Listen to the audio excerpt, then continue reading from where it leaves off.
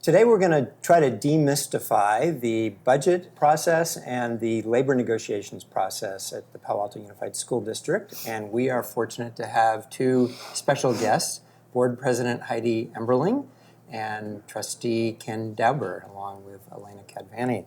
I think our goal today is to see if we can explain what you guys have been immersed in now for a while.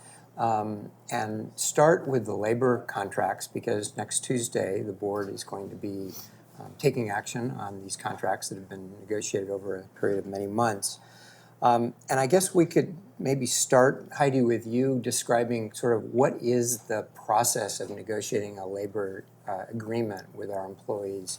And also, while you're doing that, maybe why we've moved to this 3-year cycle as opposed to the annual contracts that we've had. Sure. It's a historic year, actually, because we haven't done a 3-year contract, a multi-year contract in the past that anyone remembers. Okay. And the great benefit of this is that teachers now can plan their year ahead of time, as opposed to constantly be thinking about what they're going to get in terms of salary at the end of the year.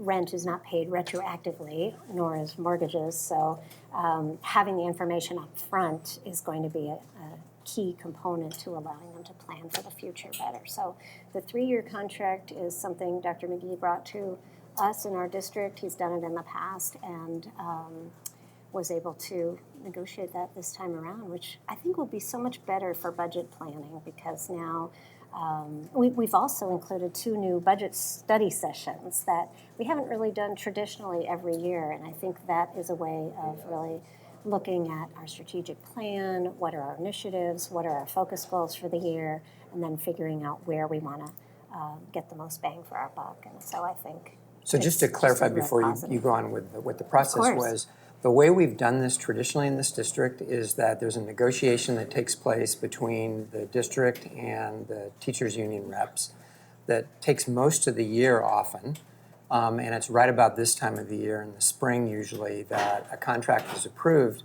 and the salary increases, if there are any, are retroactive all the way to the beginning of the school year. So teachers typically get a big lump sum payment that compensates them for what they would have otherwise received if the increase had been done on time. And then in this case, this year, now that you've got this 3-year contract, they will immediately get another increase, because at the beginning of this coming school year, the increase has already been decided, and they will begin getting paid in real time those dollars. Very well. So can you describe sort of how does a union negotiation take place? What is the role of the board, and how do you give direction in a negotiation? Sure. Well, most union discussions are in closed sessions, so we can't discuss sort of the details of what the negotiation looks like. We have a negotiations team, committee within the district, and our Educators Association has their negotiation team. And at each step of the way, we'll state sort of what our goals are and how we can get there, and then the educators will state their goals and how they want to get there, and then it'll just be a back and forth. And that's why it takes a period of months to get through the process. And typically, as I understand it, the talking points or the negotiating points that are to be discussed are determined way ahead. So you're about to do that for the following year. The so-called, what's the term sort for of the MOUs? The sunshining? Yeah, there's a term for it that I can't think of it. But in any case, there's that one opportunity when the negotiations are going to start, but then there's absolutely no public input after that until essentially what happened last week, which was that you had completed negotiation of a contract. Obviously, the board majority was in favor of that contract, and then the public gets a shot at understanding what the thinking was.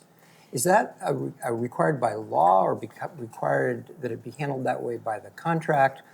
Why no public involvement up until that point? That's an interesting question. I think The public is very involved in talking about our strategic goals. Sure. Right? Setting up the goals, what are our focus goals? We have our annual retreat that's open, where we really talk about, how much progress have we made towards our 5-year strategic plan, and then what do we need to work on to get there? And then we look at shared interests. So we start in terms of what are the teachers' ideas, what is the community's ideas, what are the board's ideas, and then how can we all get towards our common goals to meet our strategic plan.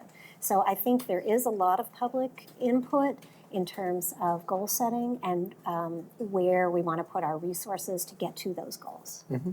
We should mention the negotiating meetings are open, but they have to vote to close them, and the district and the union have to mutually vote to do that. And I believe I've tried to go to a few of the meetings, and they've voted to close them. So, and I know that Terry Godfrey mentioned this at the last meeting of feeling like there should be more transparency and public input throughout the entire process, and sort of asking about how that can be done. So do you meet ever, you as board members ever meet with the actual union reps, or does all of this take place through Scott Bowers, the assistant Through our superintendent, negotiations and his staff? Through the team.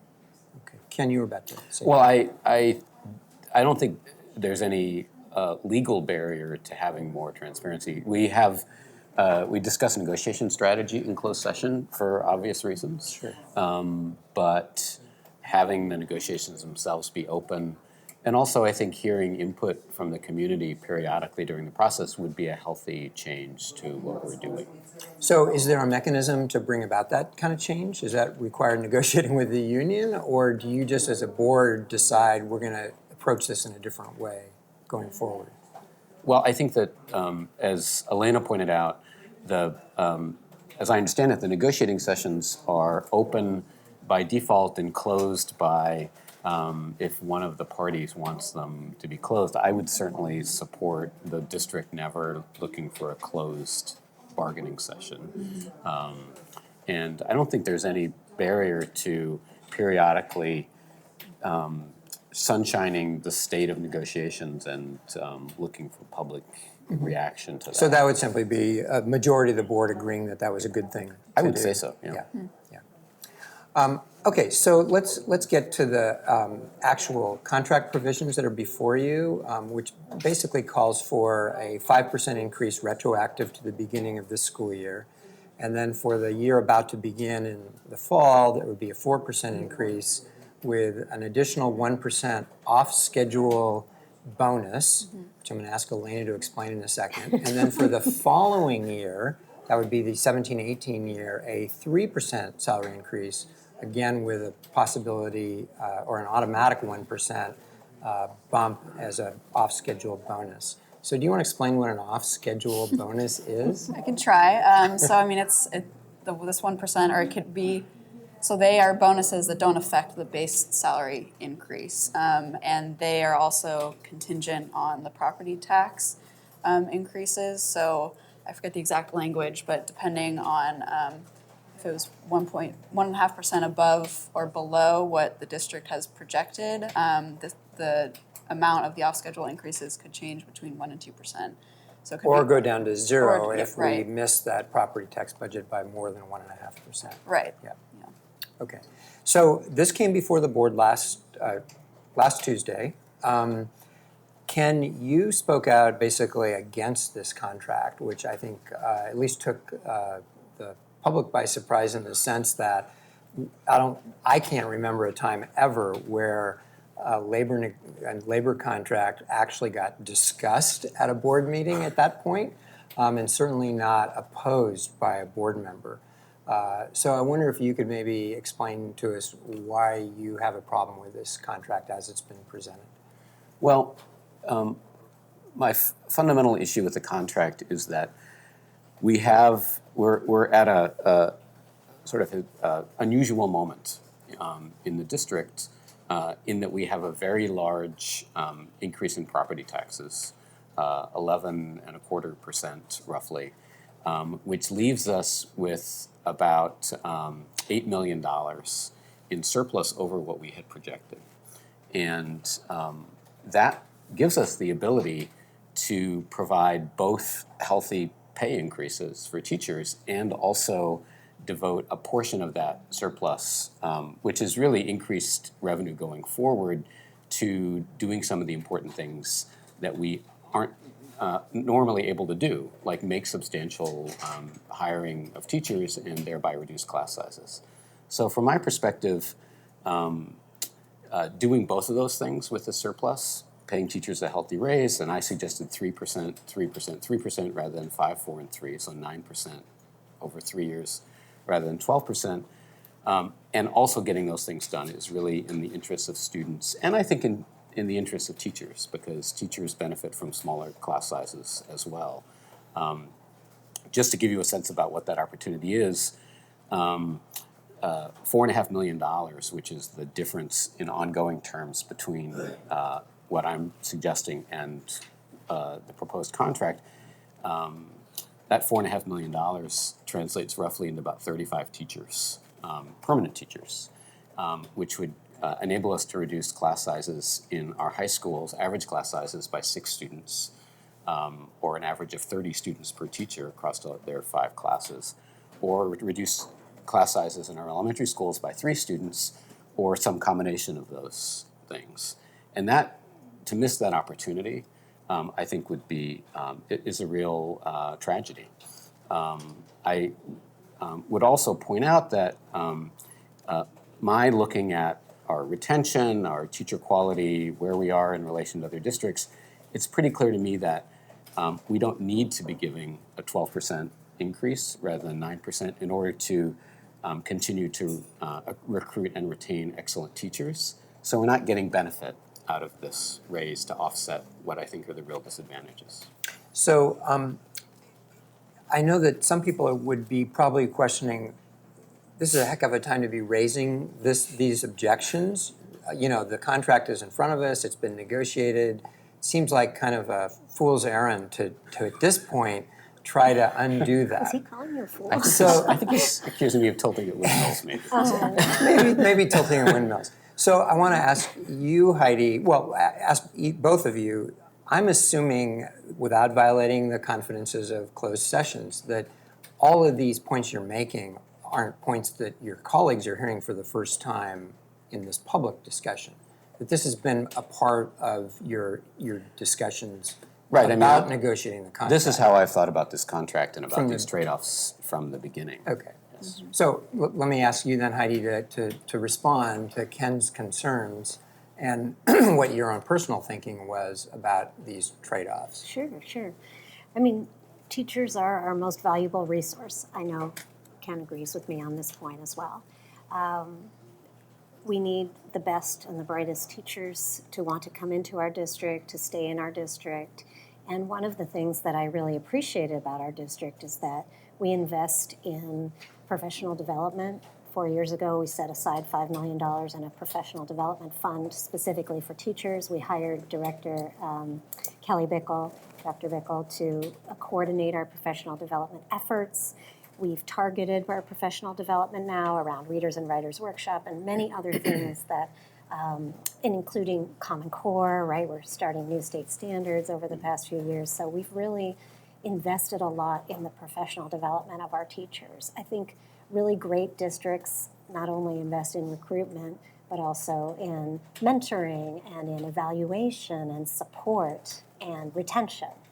And part of recruiting and retaining teachers is to provide adequate compensation packages. And not only adequate, but fabulous compensation packages that will attract and draw folks to our district. We have to overcompensate for the housing problem that we have in our community. We have housing that is astronomically expensive. It's very difficult for our teachers to live in our communities.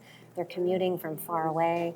And I'm sitting on the comp plan committee for the city of Palo Alto. Transportation and commuting is huge issues that are going on in our larger city community right now.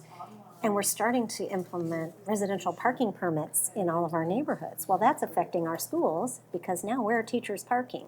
So they're coming from far away, then they might not have parking once they get here. They're not able to live in our communities. Some teachers are coming from far away as Capitola.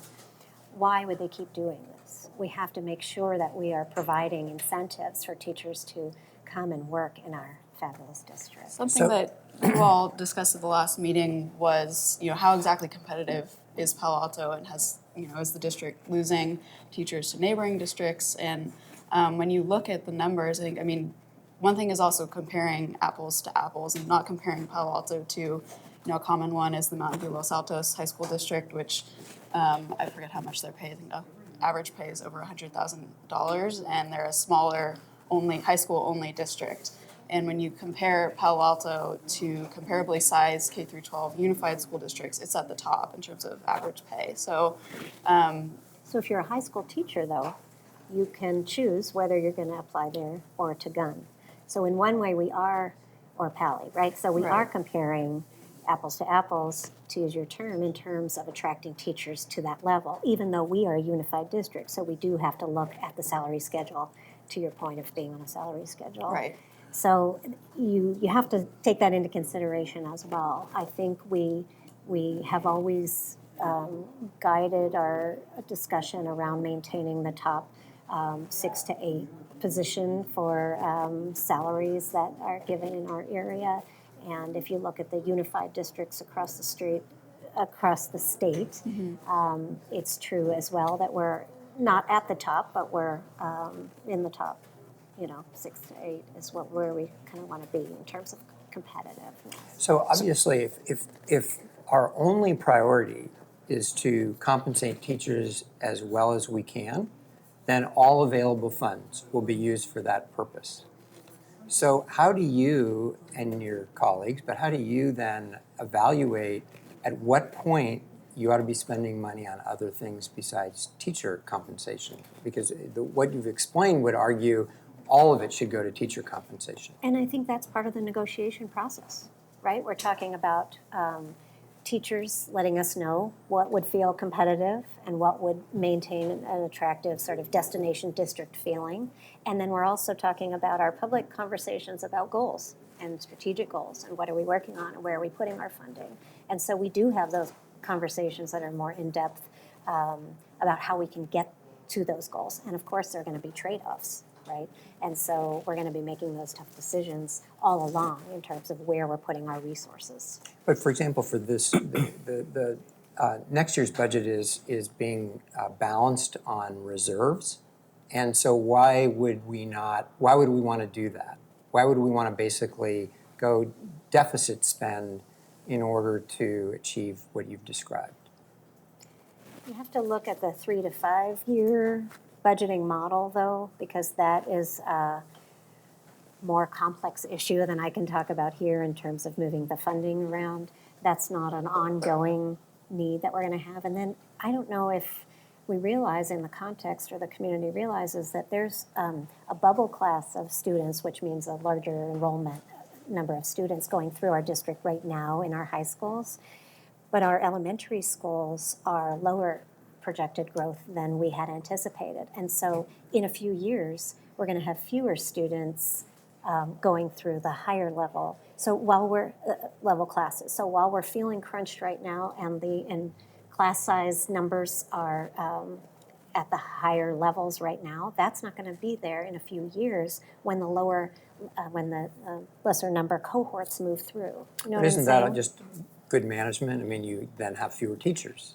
I mean, as the enrollment goes up and down, you adjust your teacher population, Absolutely, right? yeah. So why should we not have the teachers that allow us to meet our class size targets when the enrollment is at a bubble?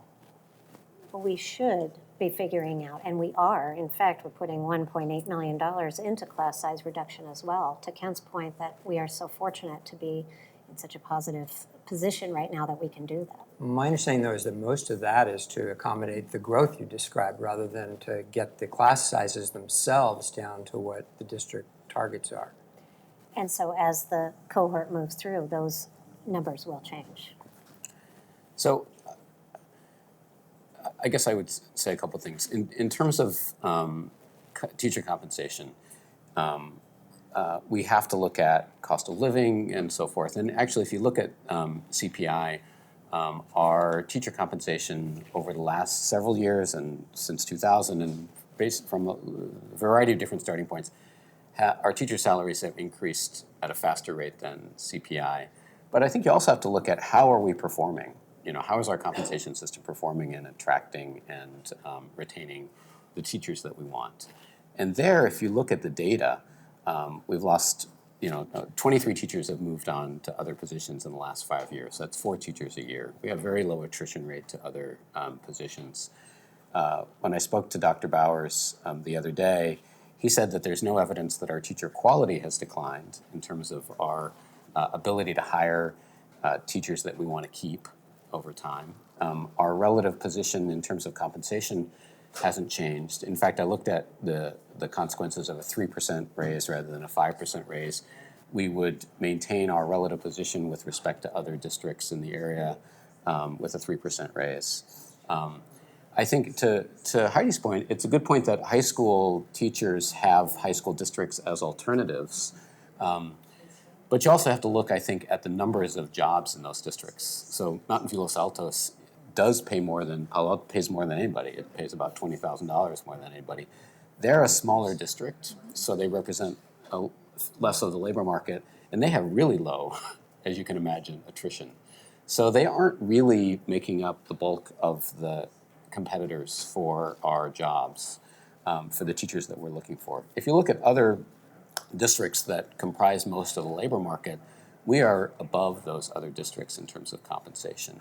Statewide, if you look at unified districts with over 3,500 students, for the last 6 or 7 years, as long as I can find data, we have been at the very top of that list. That is, at the highest paid unified district of that size. Do we have data, have you seen data that shows where teachers live? We have 833 teachers under the union contract. Where do they all live? Yeah, I haven't seen that. I haven't seen that data.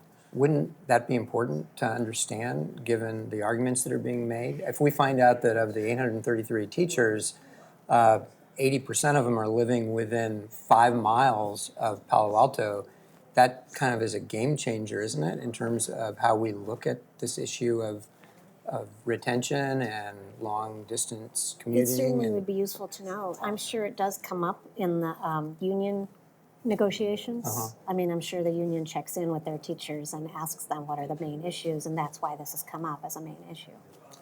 Well, it also works, obviously, to their negotiating advantage to make that argument without the hard data. To speak to the point of transparency, it would be nice to have more information. Yeah. Mm-hmm. Yeah. I think, though, that we, just to that point, Bill, I really think we need to look at how our compensation is performing.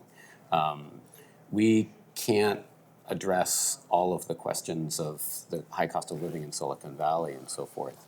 What we can ask is, do we have a compensation system that is working to retain and recruit excellent teachers?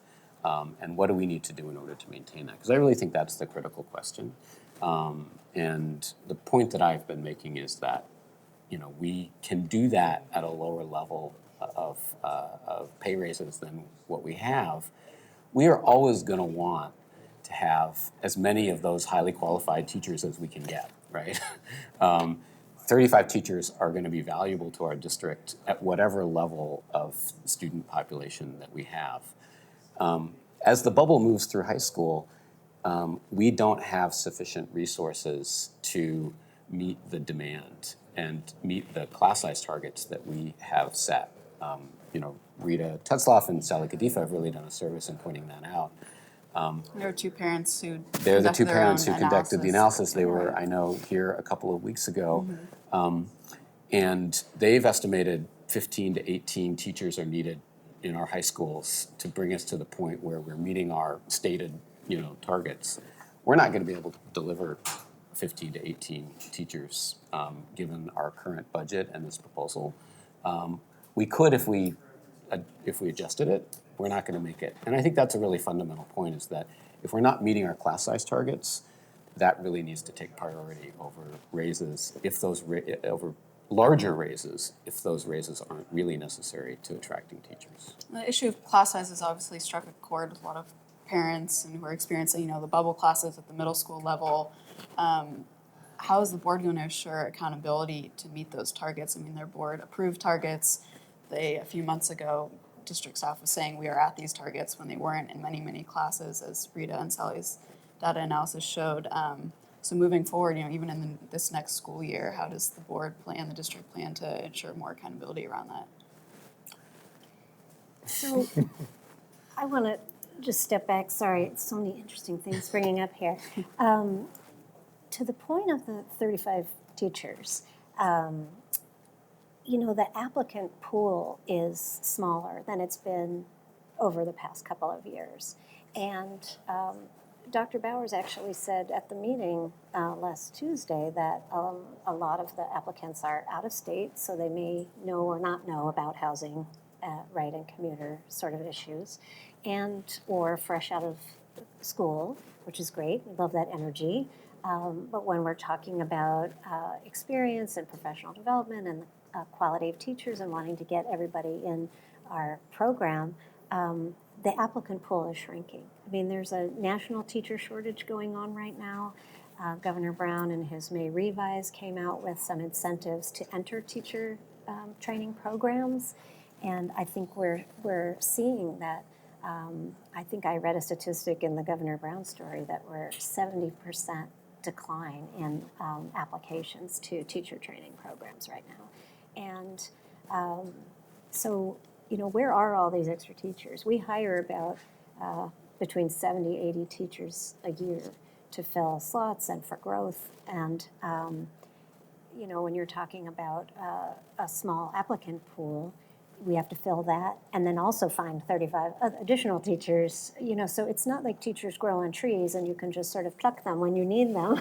It's also a question of who's applying and how many and what their quality is. Some of the applicant pool are people that have applied and then weren't hired for a specific reason. They're applying again, so we've already made decisions on some of them.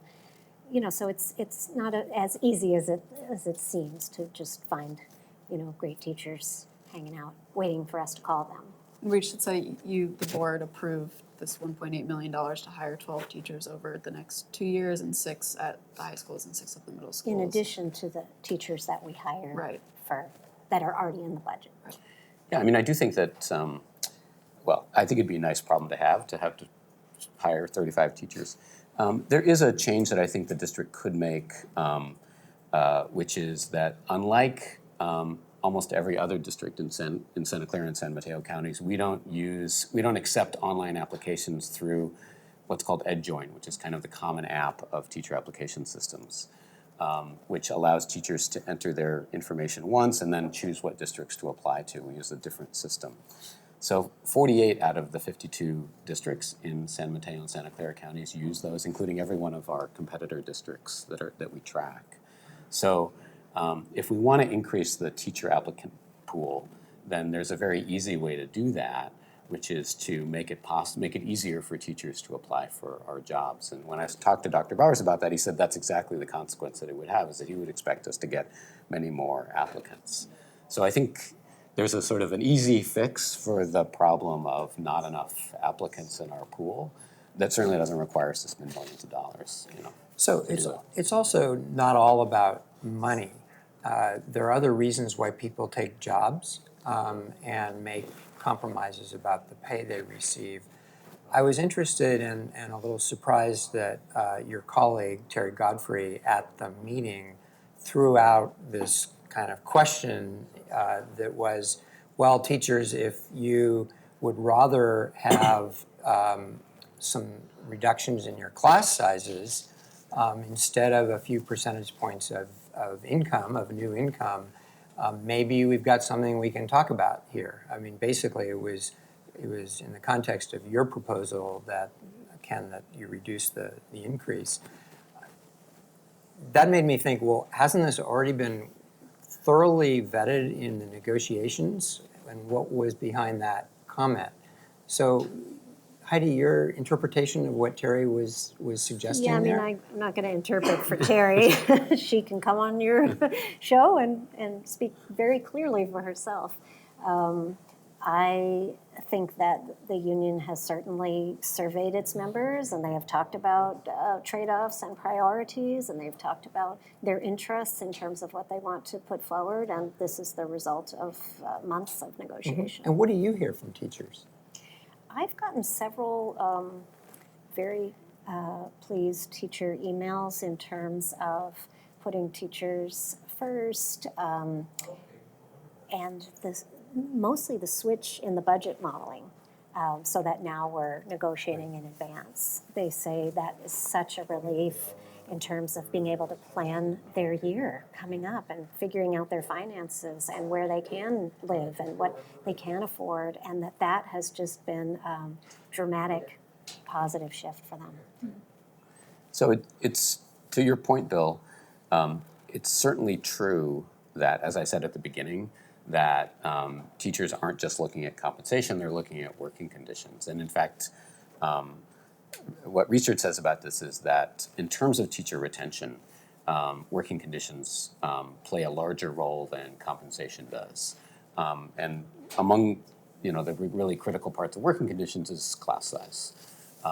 So my perspective is that teachers would benefit, to my mind, probably greater to having the kinds of class size reductions that we could have with a smaller raise. I think that it's really up to the board to make those priority decisions. I think it's perfectly reasonable for the teachers union to look for the largest increases they can get. Those are guaranteed to happen.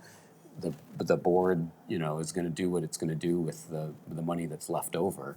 But I think what the board needs to do is look across the different priorities of the district and figure out what's the best allocation of the public's dollars to those. Well, we've run out of time. We barely scratched the surface of these issues. We could go on a lot longer, but I appreciate your coming and helping us sort through all this and for all the work you're doing to resolve these differences. Thank you for inviting me. Thanks for you're having welcome. us. Thank you. So that's this week's program. We'll be back next week, and in the meantime, you can find all the breaking news you need on paloaltoonline.com.